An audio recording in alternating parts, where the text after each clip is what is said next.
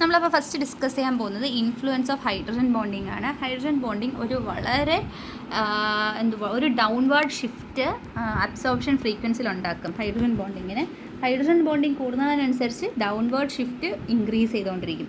അതിൽ intramolecular hydrogen bonding കൊണ്ടുവരുന്നത് sharp well defined ബാൻഡ്സും ഇൻ്റർമോളിക്കുലർ ഹൈഡ്രജൻ ബോണ്ടിങ് കൊണ്ടുവരുന്നത് ബ്രോഡ് ബാൻഡ്സുമാണ്.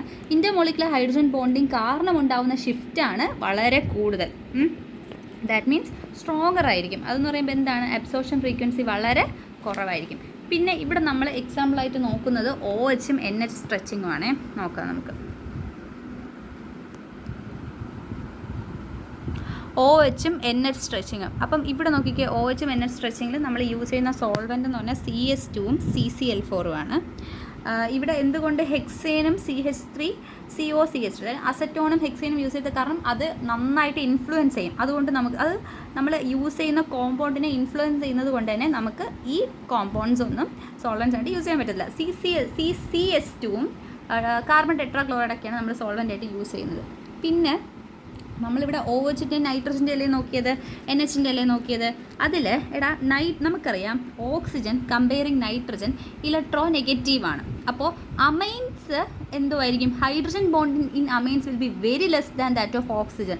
അപ്പോൾ അതിനർത്ഥം എന്തുവാണ്, absorption frequency produced by oxygen will be very less than that the absorption frequency produced by NH bond.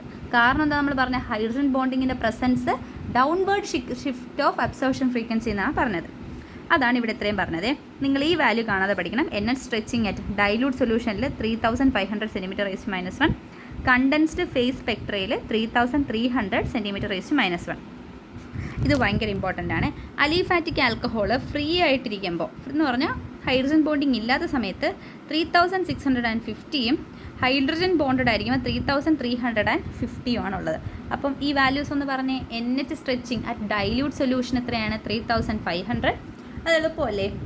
Condensed phase സ്പെക്ട്രയിൽ 3300, അലിഫാറ്റിക്കിൽ 3650, 3650. Hydrogen bond ആകുമ്പോൾ 300 കുറയണമെന്ന് ഓർത്താൽ 3350. ഇനി glycol in dilute CCl4 another എക്സാമ്പിളാണ്. അതിൽ 2 OH ബോണ്ട് ഉണ്ട്. എങ്ങനെ ഗ്ലൈക്കോൾ വരുന്നത്, OH CH2 CH2 OH. അപ്പോൾ അതിൽ ഫ്രീ OH ആണെങ്കിൽ 3644, OHO ബോണ്ടിങ് ആണെങ്കിൽ എന്ന് പറഞ്ഞാൽ ഹൈഡ്രജൻ ബോണ്ടിങ് ആണെങ്കിൽ 3612 cm⁻⁻1 ഫ്രീക്വൻസി ആയിരിക്കും. ഇവിടുത്തെ ഫ്രീക്വൻസി എന്ന് പറഞ്ഞാൽ വളരെ കുറവാണ്. ഒരു അപ്രോക്സിമേറ്റ്ലി ഒരു 32ൻ്റെ ഡിഫറൻസ് മാത്രമേ ഉള്ളൂ. അപ്പം ഇതിൽ നമുക്കപ്പം മനസ്സിലാവും ഇത് ഇൻട്രാമോളിക്കുലർ ഹൈഡ്രജൻ ബോണ്ട്. നമ്മൾ പറഞ്ഞില്ലേ ഇൻട്രാമോളിക്കുലർ ഹൈഡ്രജൻ ബോണ്ടിങ്ങിൻ്റെ എഫക്റ്റ് വളരെ കുറവായിരിക്കും എന്ന് പറഞ്ഞില്ലേ. അപ്പോൾ എത്തിലീൻ ഗ്ലൈക്കോൾ 3644, പിന്നെ ഹൈഡ്രജൻ ബോണ്ടിങ് വരുമ്പോൾ 3612. നിങ്ങൾ ഡിഫറൻസ് പഠിച്ചു വെച്ചാൽ നിങ്ങൾക്ക് എളുപ്പത്തിൽ എഴുതാൻ പറ്റും. ഓക്കെ, മനസ്സിലായോ, ക്ലിയർ ആയല്ലോ.